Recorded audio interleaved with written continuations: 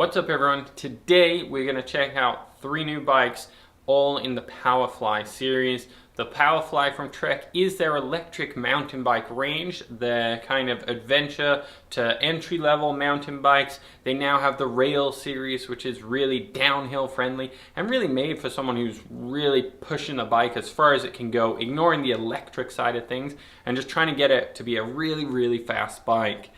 Below me here, just off camera, it's not tall enough because it's a small, is the Powerfly 4. This is Trek's entry-level model in their electric mountain bike range, and you're coming at just below 5,000 Canadian and just around the 4.5 for the US pricing. Now this is pretty good pricing for an electric bike, especially something with a BOSCH system and a good sized battery to it. Obviously you can get fancier and obviously you can get cheaper. China comes out with tons of cheap, really junky stuff, but it's definitely an electric mountain bike. So this being the entry-level one, you were getting an aluminum frame. With all the Powerfly series now, they've gone away with any carbon fiber frames, and that's a change from previous years. They used to have carbon fiber models. They're now leaving all those ones to the Rail style customers. With the Powerflies, all the models, you get an aluminum frame. This is the Alpha aluminum, so it's the highest quality, lightest weight you can get. This bike here rings in just around that 50-pound mark, so it's not too heavy, and it's obviously heavier than a standard mountain bike, but you do get this huge battery pack here and the motor, which is the main addition of weight. The battery itself is around the 7 pounds, a bit to the motor, and then obviously you get a little bit more metal here and there, which really adds up to the weight. When you're riding these things, electric mode or not, you do not notice the weight. Obviously, if you were climbing a mountain, yeah, you're gonna feel a bit more weight to it. But in real terms, this is probably about as lightweight as some Walmart entry-level full suspension mountain bikes. So that's pretty good in my mind. They come with a commuter saddle, so this is an upgraded seat that Trek offers to sell separately. They come with it stock, and that is going to be the same for all of them, which is a really nice little addition. When you're spending this much money, it's kind of silly that you would have to spend more to get something comfier. They come with ergonomics handlebar grips, so this is going to be something, again, it's just a nice addition for this style of rider where you're going to be adventuring, going off-road, doing some trails. It's something which is going to be an addition, and it's going to be something you're going to like, and it's something you don't need to add later on because it already comes with it. If you're looking for better grip and power and performance, again, you're probably looking towards the Rail series than the Powerfly. So that's the SR Suntour XCM34. It is a relatively good fork. It does have lockout on this side, so you can turn that suspension off. Really, the benefits of lockout on an electric bike aren't as beneficial as a non-electric bike. You're gonna lose some energy efficiency, but you have an electric to back it up, so who really cares, you know? It has a 10-speed on the back, so that's the one slight downside. Again, many downsides to these bikes don't matter too much. They just don't, because you've got this electric backup. So yeah, you don't get that big, huge 12-speed, but you don't need it. One, with this style of bike, you might venture off onto those courses, but you're not doing it every day. You're not hunting for the most technical steep climbs ever. You're just riding your bike, and if you happen to come across it, well, now you've got the boost mode in this electric system to really get you over the edge. That is not a huge downside. It's actually got a pretty good range to it for the 10-speed, and it's a nice shifting set. It is the Dior stuff, so this is a staple in Shimano setup. It is a fast shifting, really well reacting one. Compared to anything below it, it is significantly better. And honestly, anything above it, it does get better, but only once you've experienced this for a long period of time will you really feel the differences between this and something higher. Straight comparison, never experienced it before, you might not notice too much. Hydraulic disc brakes, and that is something common on any mountain bike now from Trek, starting with that Trek Merlin 5. All the way up to this, you get a nice set of brakes. They are going to be a little more powerful than what you'd get on the Trek Merlin 5. You're going to have a bit more weight. You want a little more control underneath those, and then a little less brake fade, so they add in larger rotors and discs to just prevent that kind of stuff. Again, you're carrying a little more weight. It's not huge, you know. Many people think the weight of the bike, but it's only 20 pounds compared to a regular Trek mountain bike, and many of us can lose 20 pounds. Tires on it, on this one, come with the XR3s. Depending on the size you get 29 or 27.5 in the rims. And the rims really don't change anything. That's just for the size.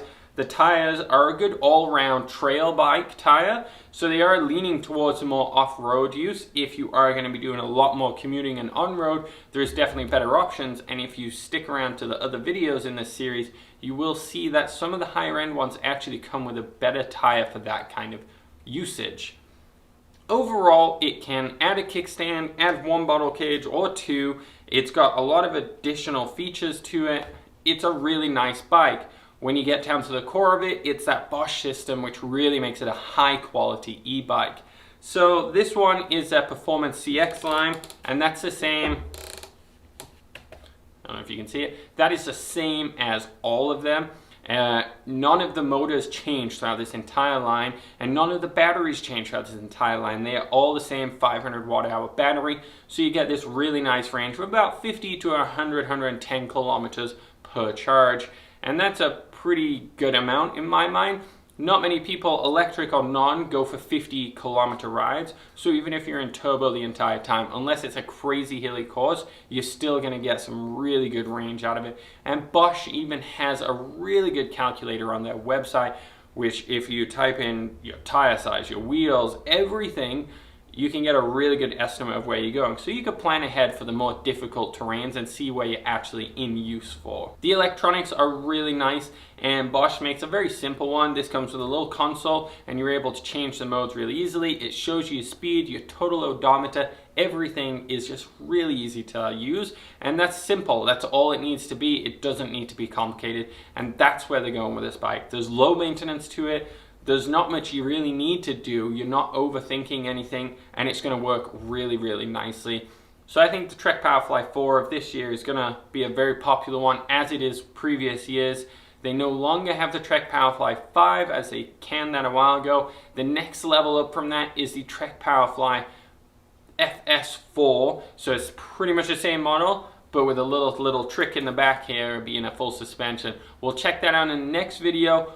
Otherwise, let's go over a little bit of the controls of this one, and it'll be a bit more application throughout all of them. So as you can see here, this is kind of the overall layout of it.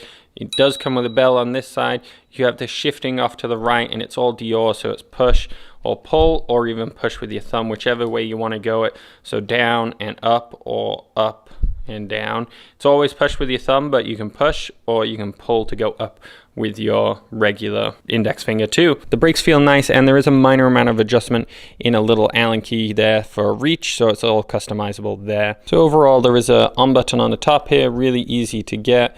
Everything's within reach of the main controls, so that just flicks it on right there. On the lower half, you have a walk button. If you press this and you are in any of the electric modes, it'll say walk plus. At any point during the walk plus, you can press and hold, and it'll actually try and move the bike forward.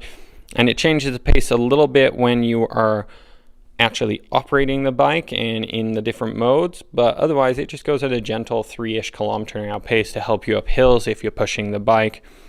You got simple plus and minus modes here, and these just go through the 4 modes. So you got Eco, Touring, E-Mountain Bike, and Turbo. E-Mountain Bike is a nice little feature that goes on pretty economical and then detects how hard you're pedaling. As soon as you pedal hard, it really ramps it up automatically to a turbo-like level. And Trek can also reprogram the touring mode to a E-Mountain Bike Lite, which isn't as aggressive but a little more economical, but will be a little more aggressive than touring. So your range will update automatically based on which mode you're on. And then from there, it will also allow you to get a good gauge of how far you can go at the current pace or hill you're at. This will update live while riding. So if you're going up a 60-kilometer hill, you know you've only got 60k left unless it drops down drastically.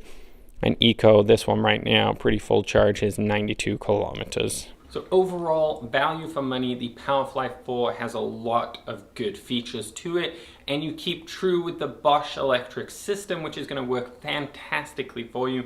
Honestly, it's one of the smoothest ones possible. There is some minor customizations to it, but not a huge lot. They keep it very simple. It's not for someone who's looking to optimize their electric system the best. They're looking for something to be optimized for them and works really, really well. If you go ahead and check out the next video in this series, which is coming right up, we have the Powerfly FS4, and this is the next lineup in Trek's Powerfly line, with a few minor differences, but nothing too major. Subscribe to see that one when it comes out. Otherwise, thanks for watching and good luck.